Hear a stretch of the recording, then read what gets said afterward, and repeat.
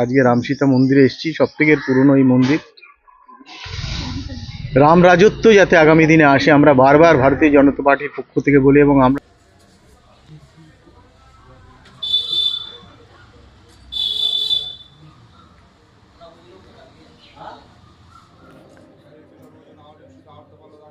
রাম রাজত্ব প্রতিষ্ঠা করার লক্ষ্যে রাম সীতা মন্দিরে পুজো দিলেন শ্রীরামপুরের বিজেপি প্রার্থী।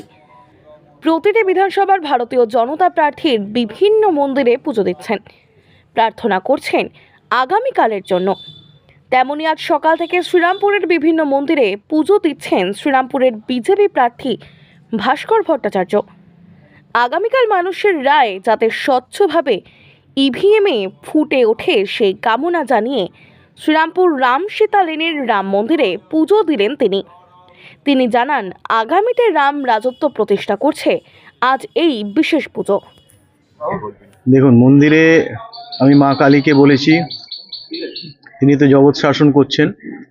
তো এবারে যেন এই পশ্চিমবঙ্গ তার একটা ক্ষুদ্র রাজ্য, তাকে ধর্মের পথে আনার জন্যে, সনাতনের পথে আনার জন্যে তিনি যেন আগামী দিনে আমাদের ভার দেন, সেই ক্ষমতা দেন, যাতে এখানে যে আসরিক শক্তি যাদের মধ্যে বিরাজ করছে সেই আসরিক শক্তি তাদের মধ্যে থেকে যেন সরে যায়, তারা প্রত্যেকে যেন শুভ পথে আসে, এবং সাধারণ মানুষ শ্রীরামপুরবাসী যারা নির্বাচনে অংশগ্রহণ করে তাদের মতামত দিয়েছেন ব্যালটের মাধ্যমে, তার যে প্রতিফলন, সেই প্রতিফলন যেন সঠিক ঘটে। আগামীকাল যা চেয়েছেন মানুষ যেন সেটাই পান, সেই উদ্দেশ্যে তার কাছে আমরা কামনা করেছি, আশীর্বাদ প্রার্থনা করেছি। আর আজকে রামসীতা মন্দিরে এসেছি, সবথেকে পুরনো এই মন্দির।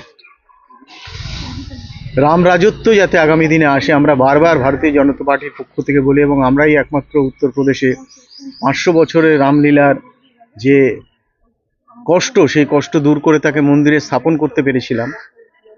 তার কাছে আমরা আশীর্বাদ চেয়েছি যে আগামী দিনে যেন ভারতীয় জনতা পার্টি ক্ষমতায় এসে রাম রাজত্বের মতন একটা রাজত্ব পশ্চিমবঙ্গবাসীকে দিতে পারে।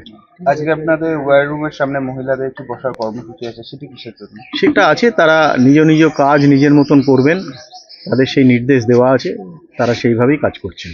এরপরে কোথায় যাবেন? এরপর আমি যাব রাধাবল্লভ মন্দিরে, তারপরে যাব আমি প্রেম মন্দিরে রিষড়ায়। আগামীকাল তো রেজাল্ট, কতটা আশাবাদী? ভীষণ আশাবাদী। শুধু মানুষ নয়, উপর আমরা দেখতে পাচ্ছি সেই নির্দেশ হয়ে গেছে, যেটা আর কেউ বুঝবে না, আমি বুঝছি। ঠিক আছে।